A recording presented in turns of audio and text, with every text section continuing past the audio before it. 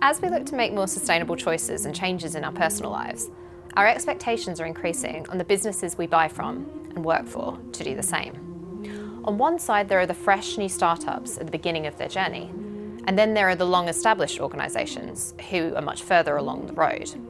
They each have their own challenges and opportunities, but does the size of the business matter when it comes to developing a truly sustainable way of doing business? Today, we answer the big question: is it easier to start a sustainable business than become one? What we're trying to do is, by being super transparent, is allow people to trust us. The power of that platform to actually just say out to the world that you can have performance and circularity and sustainability. We are open to being the canary down the mine, and we will experiment and find what works and what doesn't work. The product is this little piece in this huge ecosystem of stuff that needs to come together.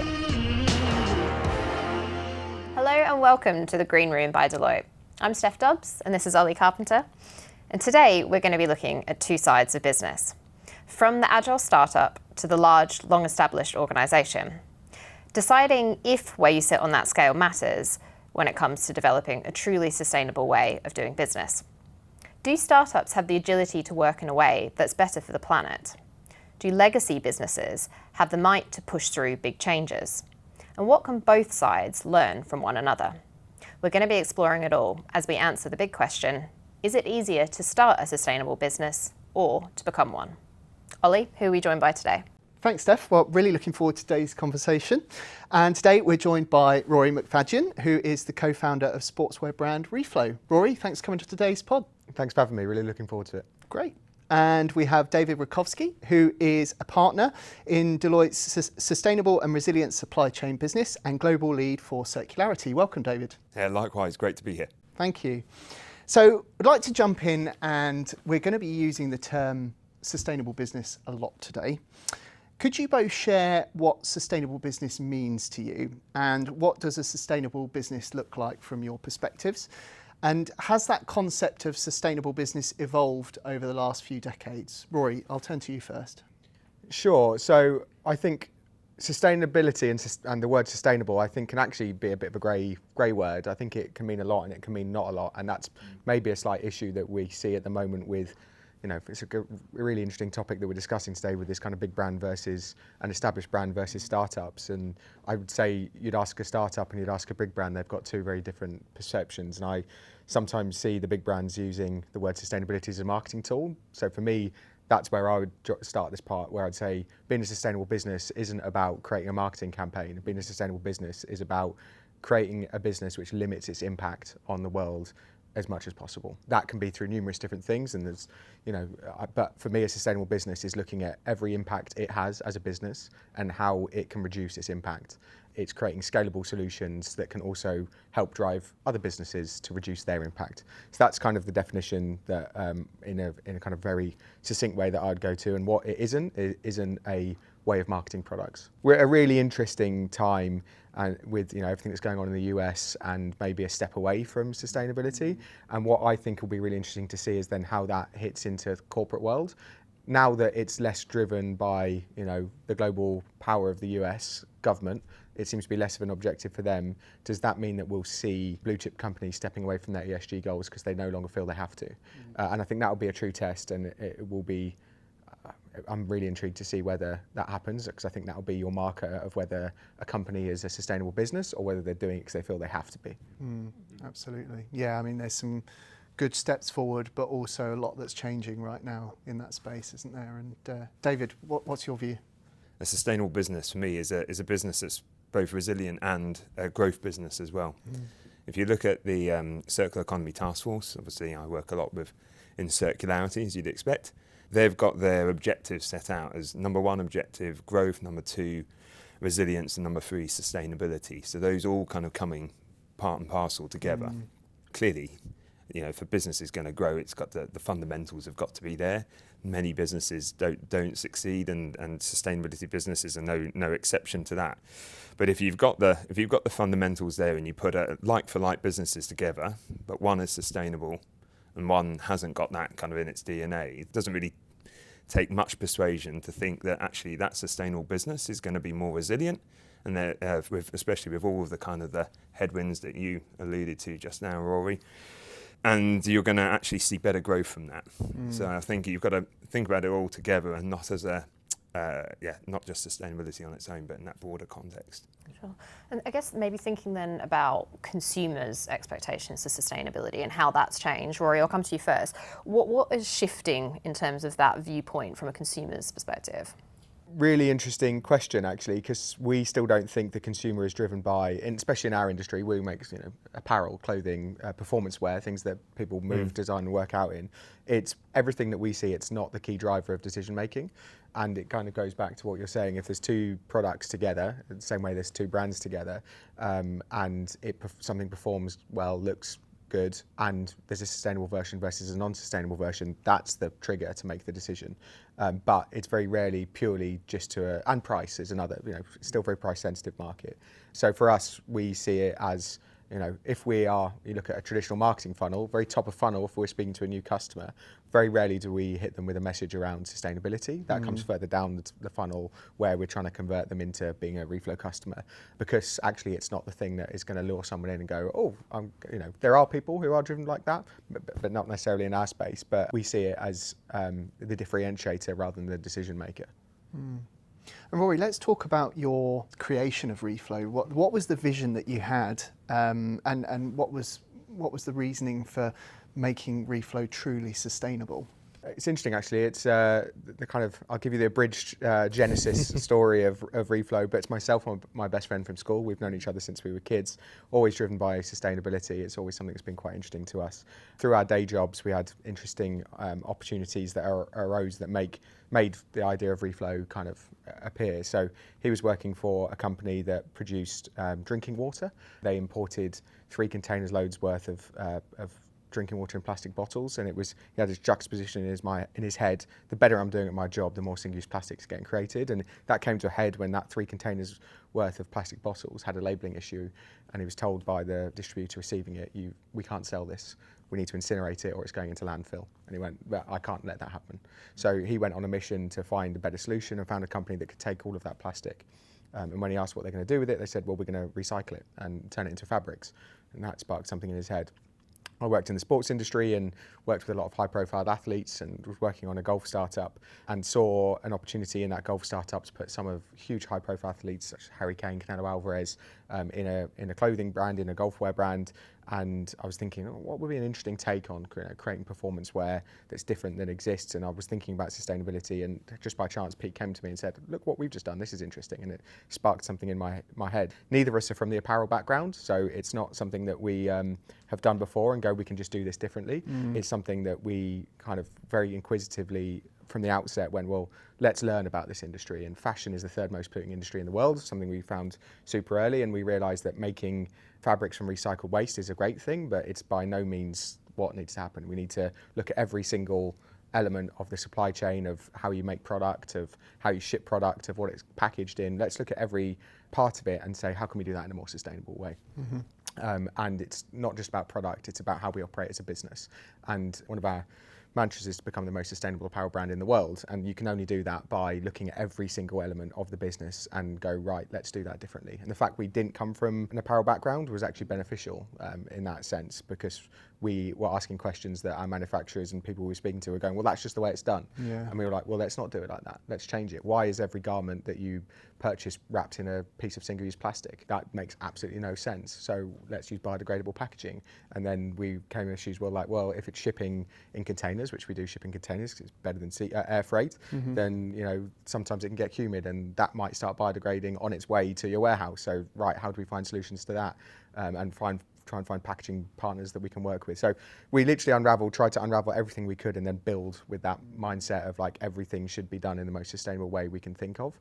And then end of life, talking circularity, is something that we very quickly realised was a huge problem in our industry. 92 million tonnes of fabric enter landfill every year, which is disastrous, and there's no real clear way to recycle clothing. I mean, I'll ask you the question, when was the last time you recycled a piece of your clothing? Yeah, I couldn't tell you in all honesty. Exactly, and the answer is because clothing isn't made to be recycled, Yeah, and there isn't a clear way to do it. Everyone knows how to recycle a plastic bottle. You put it in a recycling bin and you let that go off and do its thing. And that's because a plastic bottle is designed these days to be recycled. It's monofiber, whereas clothing isn't. Clothing is not designed to be recycled, and synthetic fabrics, when they come to the end of life, chances are that's going into landfill and disappearing or incinerated. So we then started to really look at end-of-life solutions and circularity and introduce something called Reloop, which we use across a lot of our range. And I suppose, like, thinking about that then, for some organisations, particularly very large organisations, sustainability might not have been part of that sort of initial journey. So David, I'll come to you on this one. But I suppose if you're thinking about businesses that are embarking essentially on that sort of sustainability transformation, what is the motivation for them doing so? And are they actually still as enthusiastic about moving into that space? Every year we publish a report alongside Circular Economy, so we work and partner with them on that. So it's a circularity gap report. We're seeing that they've got a metric for circularity. It's going in an unfavourable direction at the moment. So we're now at 6.9% circular. We were above 7 before. If you look at where the kind of the waste flows are coming from, 93% of the waste is coming from big business. So if that's coming from business, then actually you need large organisations really have a role to play in being able to be part of that kind of transformation into a more sustainable business model. So the motivation is there. You see that lots of that innovation is coming from the kind of startup space and the new innovator area. So there's an interesting question there about how the two actually start to work together, really. Actually looking at where the investment flows as well is also very interesting. That in about last 5 years or so, about 160 billion of investments been put into sustainability, but only 5% has really found its way into that truly innovative part of that. So that's 1/20th of that amount, and I think that's quite telling on how you actually start to fund and support that innovation. And that leads us on quite nicely actually to talking about challenges in the industry. Rory, I loved what you were saying around, the story of Reflo and how you've built that business and where you've really been focused. But if we look at the challenges, with you being committed from sustainability from the outset, what were some of those really significant roadblocks and challenges you had along the way? Yeah, and roadblocks that we still see. We were talking about some of them earlier. I think it's supply chain. Supply chain is, we can have the biggest, boldest ideas if we want, but if there isn't the supply chain to support that, or we can't find suppliers, especially as a smaller brand, who, a lot of these things that we look at require scale. And if we're, especially early doors, when we were approaching people and saying we've got this idea, and be that a manufacturer, a packaging supplier, and a packaging supplier could go, yeah, great, we've got what you want. The minimum order quantity is 10,000. And you're like, well, we're making 400 units. So that's not going to work. I think definitely trying to find a robust supply chain that can support what we do. And actually that's interesting now that we're probably at the other end of that spectrum, and we're scaling quite quickly and working with some fantastic big sports organisations where the scale is big, and then you then scare people when you've got, like, when you're looking at, we're talking circularity and we're like, right, we're going to need to, recycle 6,000 units in 2 weeks because it's the end of a season, and, that is something that we need to do. Then that is kind of almost the opposite effect. You then have the people who can do that aren't scaling at the rate that we are. So finding that robust supply chain where all of those things tie together has been a challenge, I'd say. I'd love to hear, how are you starting to kind of overcome some of those hurdles? Because it must be quite tricky when you're the new kid to the block and going, this is growing, this is going in an amazing direction, but actually how do you kind of get those big pieces of the puzzle to come together? Yeah, a lot of it's trial and error, if I'm honest, and a lot of it is research. So we have a team in our product team who are purely focused around finding what's next, finding better solutions, visiting some great conferences. There was a circularity conference in Amsterdam a couple of weeks ago, which was the apparel industry, and it was looking at solutions to recycling clothing. And for us, getting our name out there and letting know these big partners that or small partners or startups, whoever they may be, that we are open to being the canary down the mine, and we will experiment and find what works and what doesn't work. I think long term we need to build some of the supply chain ourselves and own some of the recycling first party capability to do that, and that's something that we're definitely looking at. But the other thing is it all moves so quickly that what the technology today is to recycle won't be what the technology is in 5 years' time. For us, we can't invest £1 million in a recycling facility because we're not entirely sure. Well, in fact, that's a lie. We are sure that how that operates now, if it's a mechanical recycling, which is what we do, we do mechanical recycling, is that there will be technology in 5 years' time that will allow you to sustainably do chemical recycling and separate yarns and fibres, because that's the big tricky part with circularity in clothing, is that clothes inherently aren't just made of one fabric. Like, it's very rare that they are. You might get a cotton t-shirt, but then when you start thinking about that cotton t-shirt, the threads are most likely not cotton, essentially, and the dyes that are used and the print that's gone on there means that all of a sudden you've got to separate multiple things there, and it's just not commercially doable. Yeah. The same way with performance wear, elastane is prevalent to make things stretchy. So elastane and polymers together is unrecyclable currently. So our current solution is to make things monofibre, made from 100% recycled waste, and therefore we have to look at the threads, look at logo applications and everything we're doing there to make that 100% one source of fabric, so it doesn't need alterations or separating, and that can go through a recycling process. But we're confident that within the next 5 years there will be technology that allows elastane to be separated, but currently right now we've not found an industrial scale solution that does that, and we aren't confident actually when looking at the chemical side of it that in itself is particularly good for the environment, and we think it might cause more issues. No one can answer that question right now, and we don't want to try and do something that we aren't confident in ourselves. Whereas mechanical recycling, we're very clear that this is the process, these are the steps, and you can take a garment and come back with a recycled piece of polyester, and it's very clear the benefits of that there's no new oil needed, there's a lot less energy, a lot less water is needed than producing virgin polyester. So we're super, we get that, and we think that's fit for purpose right now. But it will evolve. It needs to keep evolving, doesn't it? Because I think that's the thing, you're right, supply chains are such a crucial part of this, and you've talked there about, I guess, the benefits of being entrepreneurial, and you need to continue adapting as time goes on, as things change. David, I guess for large businesses that are trying to adapt their supply chain, where do you start when you're a large business if you want to do something differently? Because it's so much harder to be agile and sort of move quickly with the times. Large businesses, some will be already kind of very much running their own kind of innovation programs and investing in that already. Others will actually be looking out to startups and to more of that kind of startup sector as to where they can draw that innovation from. I think it's quite interesting to tell you an anecdote of some of the challenges that the large corporates have in that space. Working with one client at the moment in a packaging scenario, so they are moving to really bold ambition, moving to circular packaging across their product range. Being a household brand, quality is essential, security of supply is essential, and high volumes are essential. So as we work with them, and we've been on the journey with them from the start, all the way from initially kind of coming up with that, what direction do we go in, through to actually let's look out there, work out what materials are, and then through to material testing, etc. But as we're doing that material scan, one of the challenges is, yes, you've got to have material the right quality, assurance of supply. So actually the more innovative stuff that sits there in startups and other places, actually the leap to be able to get that to the level that these big corporates actually do want, but actually if you are not able to kind of rely on the supply of some of the more smaller organizations, then you're going to have to go to stuff which is out there already. In some cases that can be very innovative materials where you're looking, but in other cases that you might not have quite as much choice.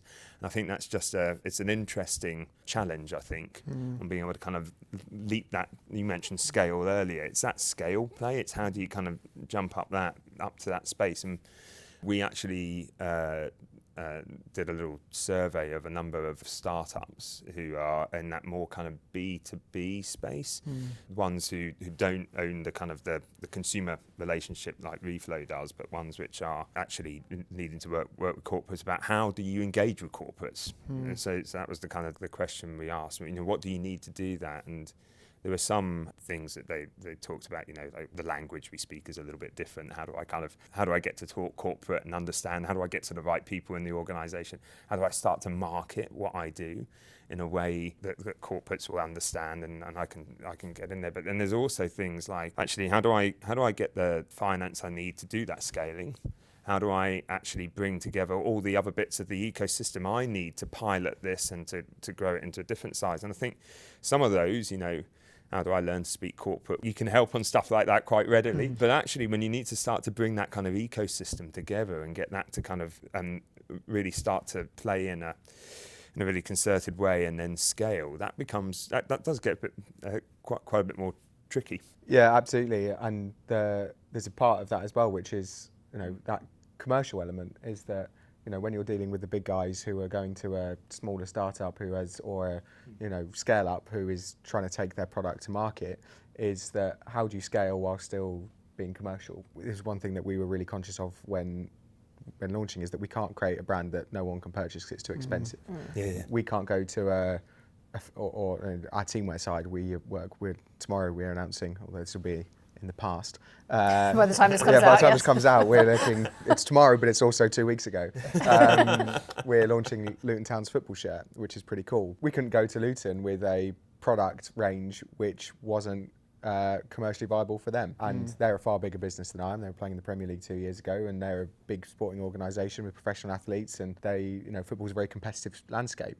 And there are 25 other brands making football jerseys so we've got to be able to compete with them and be commercial with them. And whilst there might be a small tolerance for pricing increases based around a more sustainable option, if an organisation truly believes in it, it can't be a case where it's not commercial anymore. So it's about creating commercial solutions that make sense as well as are scalable, all of those things. So, and the normal way of doing it, the status quo, it requires less time, effort, inevitably will be cheaper because it's at such large scale already. They've already achieved scale. Like if you're talking about packaging, for example, if you go to a supplier who's already making hundreds of millions of pieces of packaging a year, to be able to say to them, well, I want to achieve this price, they're a lot more likely to be able to do that than if you go to a company who are just on their journey and haven't achieved those economies of scale that enables them to compete on price. So I think there has to be an element of support for startup brands coming from whether it's government-based or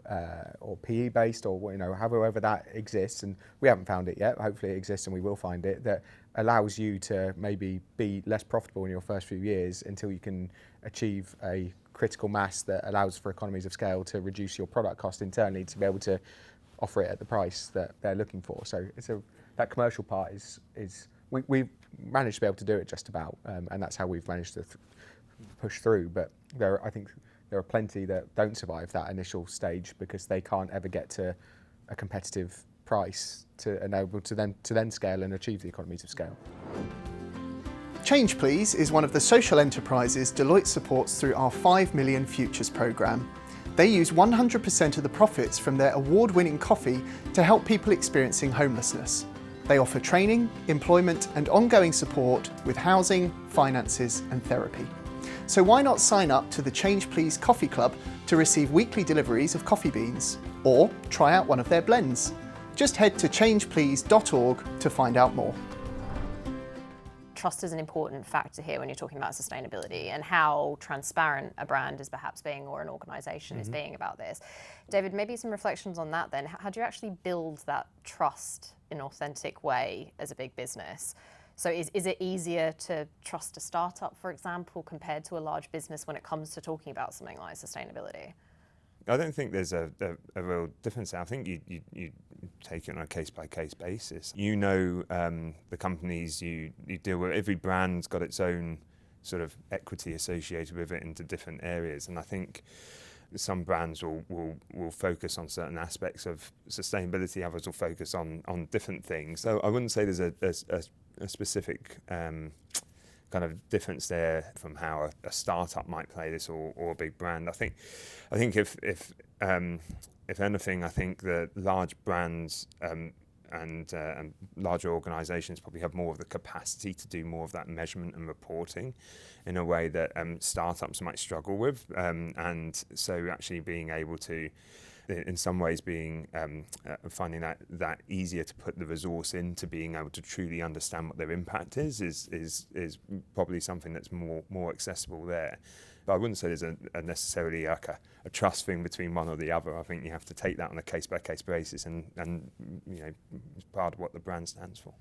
I'd say customers are starting to maybe get a bit savvy to where they see sustainable claims and whether they are probably realistic or probably a marketing tool. We use a phrase internally and externally that McDonald's makes salads, but it doesn't make them a health food store. I think the customer is maybe starting to become a bit more savvy, and that's from a B2C angle. But even B2B, we work with some big organisations, from blue chip companies to small sports shops. But what we're trying to do is, by being super transparent, is allow people to trust us. I think even in those kind of B2B scenarios, people are starting to not trust, a lot of the messaging with the greenwashing that goes on. And thankfully in our industry, there's some regulation is now starting to come into place. I think it's a really interesting point about the kind of consumer. So BBC will now openly mention the word circular economy. Now, when I first started in this game, probably nearly 15 years ago now, back before sustainability and circularity was cool. But honestly, the amount of times I just had to kind of explain it from first principles over and over and over again.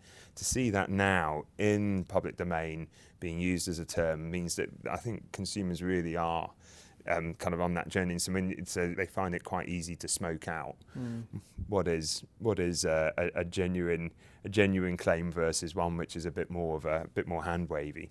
The regulation piece is really interesting to me as well, because you mentioned a little bit earlier, Rory, about the costs of scaling up, and actually I think a little bit of that is around kind of the true costs of stuff. Like, if you produce something and you put it out into the market, somebody is paying to recycle that somewhere. And at the moment, those costs aren't necessarily felt by the producers. But regulation coming in, and you've touched on some of it as we spoke about, but things like extended producer responsibility, which is going to be coming in more heavily probably in the packaging space, but also starting to emerge in the textile space as well, is trying to price in those externalities. So what you're trying to do now is say, well, look, if you put something onto the market that is going to be expensive to recycle, you're going to pay for that, and it starts to try and tip that balance. And I think I've got a lot of hope that that's going to be one of the things that takes businesses of all sizes, starts to make that business case more attractive, because you can start to cost down. And another example of a large corporate, but there's carbon border adjustment mechanism.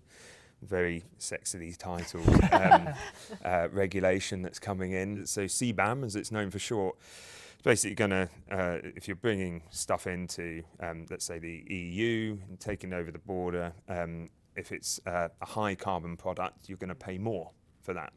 So I'm doing my first project at the moment, which is looking at actually, does the expected CBAM charge that a company is going to be feeling for something it brings into the EU, does that start to tip in the favour of a circularity business case to be able to do something on recycling within the walls of the EU?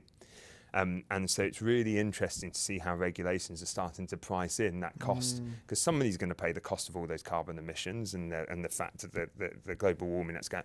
So bring that into play. And now we're doing that calculation, because this organisation is, again, it's a company who really wants to live by its values, and so it's there now saying, well, actually, is this the thing that's going to help me tip the business case in the right direction so I can justify it from a business as well as a sustainability point of view. And if we look to the future then, in terms of sort of finding possible solutions, we've spoken about different sustainability journeys for both startups and large organisations, but is there a way that those two can sort of come together? And Rory, when thinking about trying to scale a startup, for example, in a sustainable way, what role do more established businesses play in supporting that growth? What do you think is most needed? Hugely important, yeah. I think we need customers for what we do. So, whilst we produce products which we sell on reflo.com, and that's a direct-to-consumer route, actually a lot of our business is still a more traditional model through retail to the customer, or even B2B. We do a lot of B2B work, so companies like Deloitte, I'm sure You guys probably buy a lot of gilets, I'd imagine. Just a guess. Have you seen inside my wardrobe? Just by Can't walking say in. I have one yet. It's a hot day outside, so I didn't see many coming in. Like corporate merch, right? That's another side of our business. Like we work with companies like Deloitte on their corporate merch programs, all the way through to partnerships with global sporting teams from Jaguar and Nissan Formula E teams, Jaguar TCS Racing and Nissan Formula E, to Luton Town and Forest Green Rovers in the football space. And there's plenty more of those conversations going. They are inherently bigger organisations than us, and we need people like that to believe in people like us to go, yeah, we're prepared to do something a bit different, and we're very thankful that that does seem to be the case. I can walk into a meeting and tell you in the first 5 minutes whether we will be working with that partner and win that business or not, because if the first question is how much does that cost, then we're probably in the wrong spot. Not that we're graphically like hugely more expensive, but you can just tell if it's like hugely price orientated and it's a race to the bottom and it's a project, big project, then that's not going to be us. But if it's about quality, if it's about a true sustainability story, then and as a partner they have that, then we are the perfect partner to work with, because we will help them bring to life what they want to do. So we rely on those organisations potentially taking a risk because they're dealing with a startup. The point you're making there about the pride of the kit and using that platform. Another example of that is, and it's actually where we first met was an event McLaren Formula One were helping to orchestrate. So we do a lot of work with them, and they've got an ambition for a circular race car. So one which is the chassis is going to try and get as close to 100% circular as possible. We're helping them on that journey. We're helping them to kind of develop that circular, the roadmap for that circular race car, and the power of that platform to actually just say out to the world that you can have performance and circularity and sustainability. It's so important, and you do need those organisations who are going to take that kind of that lead role and the pride in what they're doing, and actually that's going to benefit them for all the reasons we were talking about at the beginning on when you get sustainable business right, why it's good for growth. Definitely. 100%. And sort of looking ahead then, what are you most excited about in the sustainability space? Is there any particular innovations coming down the line that both of you are excited about? We're always looking at innovation, and so whilst we work with a lot of kind of plastic and waste and recycling that, we're looking at where else we can start to take waste products and turn them into fabrics. So we're doing some really interesting work there, and it's because we do a lot of work in motorsport. Car tyres is one that we are looking at, producing fabrics out of recycled car tyres. Electric vehicle batteries is another one, which is super cool that we're working on. In fact, they'll all be part of the same collection, which is called the Garage Collection. And that's in development now. I'm talking something that's 18 months away, so that's how far away we think of these things. But for me, I think when we talk about circularity, I'm really interested to see the evolution in fabric recycling over the next few years and where it can get to a commercial level. Yeah, I think there's loads of interesting innovation that we're speaking to from universities. Like we're speaking to a few unis at the moment. We're just about to start a project with Portsmouth University about looking at fabric recycling, and I think it's so undervalued and reported that it's, I think, one of these things that we'll look back in 10 years' time and go, I can't believe we never used to recycle our clothes. Like, I can't believe we just used to buy all these clothes and then we just throw them away. Well, I'm actually an engineer and a bit of a geeky product developer at the beginning of my career, so also quite excited about where the recycling and technology is going to go, because actually we often look at the product and go, right, this is the sustainable thing, but the product is this little piece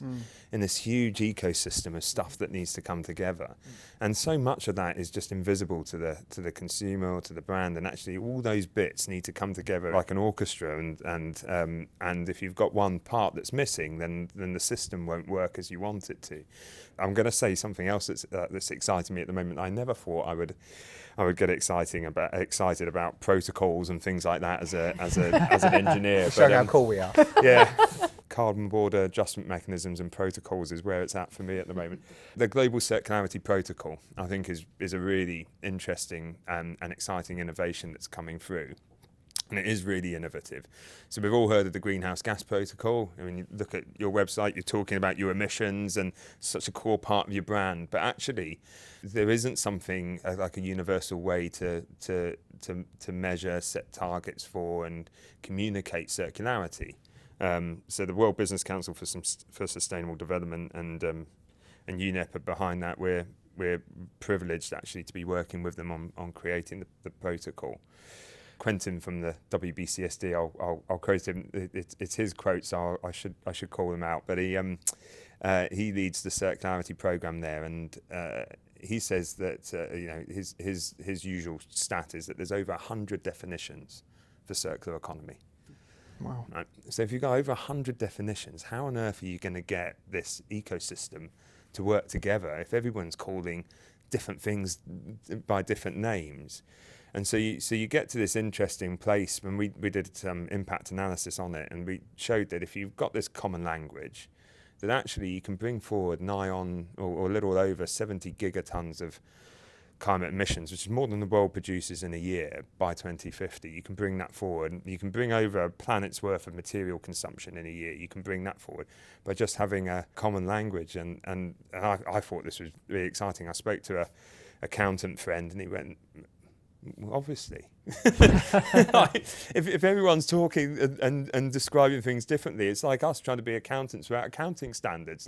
Business would fail. Yeah. So I think it's going to be really interesting, and you've got the claims on your website that maybe now you'll be able to have that kind of universal language for all the material claims as well. This is how much has been avoided. This is how much has been saved, and I think that's such a straightforward thing, but the impact that can have is astronomical. It's amazing. It's interesting that's happening at a kind of macro scale. At a micro scale, we've just done the exercise internally. Now that we're 40 odd people, when there's 3 of us and we're having a conversation, it's quite easy to understand what each other were talking about. But we've created a business glossary of what these things mean to us, because circularity, but even monofiber, definitions of things like reloop within our organisation, everyone needs to kind of be saying the same thing, and that's a business glossary. It goes into such granular detail of like what's an active short in our scenario, but that kind of universal language that everyone is speaking at a micro level is super important, and at a macro level completely. We are constantly going, are we wording this right? Like, is this, and we have a